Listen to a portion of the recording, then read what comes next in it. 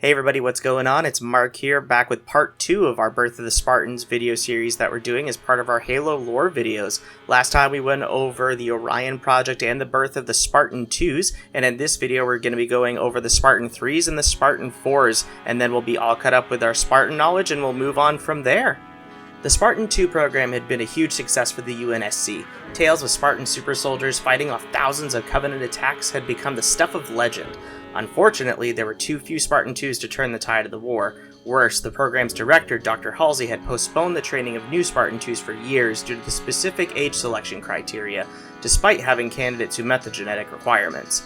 The program also had several problems and deficiencies which overshadowed its success in the eyes of Oni.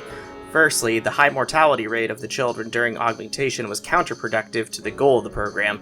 Next, funding the Spartans, including their training and Mjolnir armor, cost as much as a fleet of ships, at least according to Rear Admiral Ned Rich. Third, there were far too few of them for them to turn the tide of the war.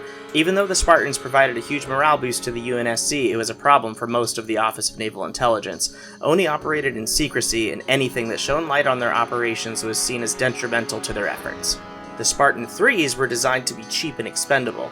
Trained in companies of around 300 at a time with a training regimen tougher than that of the Spartan II program, they were ultimately sent on high-risk missions that the UNSC could not accomplish even with elite ODSTs. Though the casualty rates of the Spartan III stood at 100% on some missions, to Oni, all the operations were a strategic success.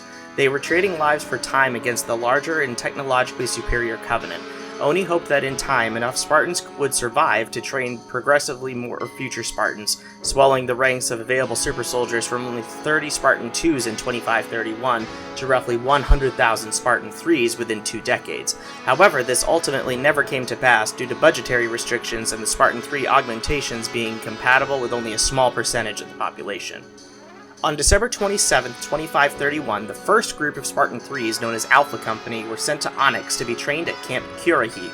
They were led by Kurt 051, a Spartan II operating under the pseudonym Ambrose. Of the 497 candidates who were conscripted, only 300 became Spartans. This class of Spartans all survived the augmentations and was activated in November of 2536. Their record was at first exemplary as they saw action at the insurrection of Mamor, the Battle of New Constantinople, and the Bonanza asteroid belt. 9 months after they were activated, they were massacred in Operation Prometheus, an operation to disable a Covenant shipbuilding yard discovered on an asteroid near the outer colonies. All of the Spartan IIIs deployed on the mission were supposedly killed. An unknown number of Alpha Company's members, deemed to match the criteria used in selecting the Spartan II candidates, were handpicked by Mendez and Kurt before Operation Prometheus and extracted from the company. These Spartans were assigned to other units and given equipment on par with the Spartan IIs, including Mjolnir armor, to make them equally efficient on the battlefield. By 2552, 4 of these Spartans served with Noble Team: Carter A259, June A266, Emil A239, and Thorn A293. Beta Company was approved right after Operation Prometheus in 2537. 418 candidates were conscripted in 2539, but only 300 became Spartans. Kurt was disheartened by the loss of his first Spartans and trained this group in unit cohesiveness along with a tougher training program. Though they were even better trained than the previous Spartans, they were similarly massacred at a Covenant refinery during Operation Torpedo in 2545.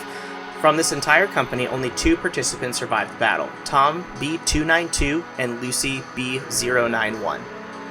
As with Alpha Company, several members of Beta Company, deemed far too valuable to be wasted on suicide missions, were pulled out of the unit before Operation Torpedo. Some of them were assigned to non-combat roles as a cover, much to Ackerson's dismay, as he wanted to have all the Spartans in the field. Like the personnel extracted from Alpha Company, they were issued with special equipment such as Mjolnir armor. These included Spartan B312 and Catherine B320, both of which later served with Noble Team. Gamma Company was trained with the help of Tom and Lucy from Beta Company. Lieutenant Commander Ambrose regarded Gamma Company as the finest Spartans ever. 330 candidates were selected, on average only 6 years old, and at the request of Kurt, all 330 were approved. Every one of them survived the augmentation procedures. Gamma Company received deployment orders only a few weeks after the fall of Reach, and most left Onyx before the Battle of Onyx.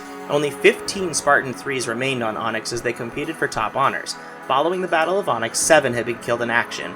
Teams Gladius and Katana were not present in the early stages of the battle, leaving only Team Saber. Team Saber was the only Spartan 3 unit to fight alongside the Spartan 2 unit Blue Team. With the help of their older, more experienced counterparts, they successfully fought off a Covenant attack while destroying a Sentinel manufacturing facility. Ultimately, the surviving Spartan 3s escaped to the Shield world at the core of Onyx. Delta Company was proposed, and Camp Kirahi was being prepared for their arrival when the Battle of Onyx began on October 31st, 2552.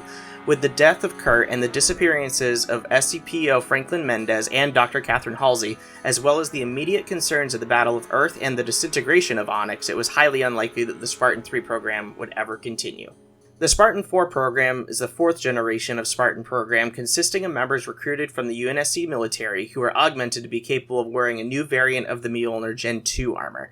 This phase was initiated by Admiral Margaret Parangoski, head of ONI, after the secession of the Human and Covenant War.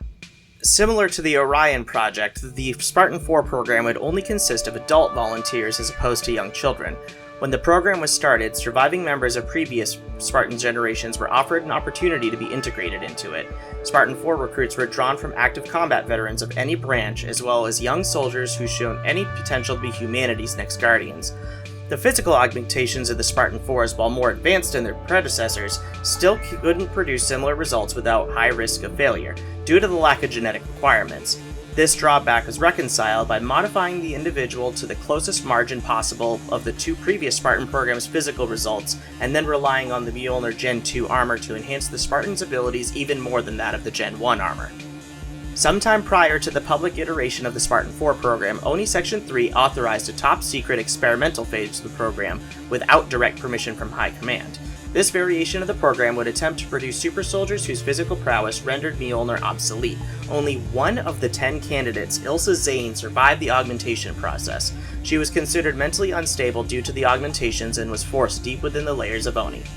The current Spartan 4 program was commissioned due to the success of the Spartan 2 and Spartan 3 programs. The program was initiated by Musa 096, a washout of the Spartan 2 program's augmentation process.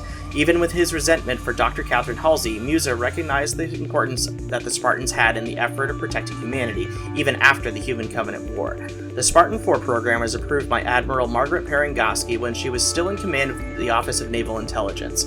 At first, Parangoski wanted James Ackerson to head the program with Halsey by his side. However, Ackerson died during the aftermath of the Battle of Mare Eurythanium, and Halsey was arrested after returning from Onyx. The program was continued by Musa in June A266, a former member of Spartan 3 Alpha Company and Noble Team. In addition to the majority of the Spartan 4s being adult volunteers, all remaining Spartan 3s were offered to be incorporated into the Spartan branch, and many were fitted into the branch while the rest were moved to non-combatant status. The first class of Spartan 4s consisted of 145 individuals and went active on January 7, 2553. They trained with each other in wargame simulations in order to be constantly prepared for battle. Spartan 4s also trained in multiple different forms of martial arts when not active in the wargame simulator. Select Spartan 2s who were thought to be MIA have also participated in their training. Some notable Spartan 4s are Edward Buck of Fire Team Osiris, former ODST of Alpha 9 Group, famous for the events of New Mombasa during the events of Halo 3 ODST. Commander Sarah Palmer, leader of the Spartan Ops on the ship UNSC Infinity introduced in the Halo 4 story, and Jameson Locke, leader of Fireteam Osiris during the events of Halo 5, and known for post-Covenant War events on Cedra during the events of Halo Nightfall. Alright, that concludes the story of the Spartans and how all of their different programs came into being. Next time we'll take a look at the events that lead up to the beginning of Halo 1 Combat Evolved, which will include some of the events that happened during Halo Reach as well. Thank you guys so much for watching as always. Please don't forget to like and share the video, as well as subscribe to Original Human Geek and check out all my friends on the videos that they're posting.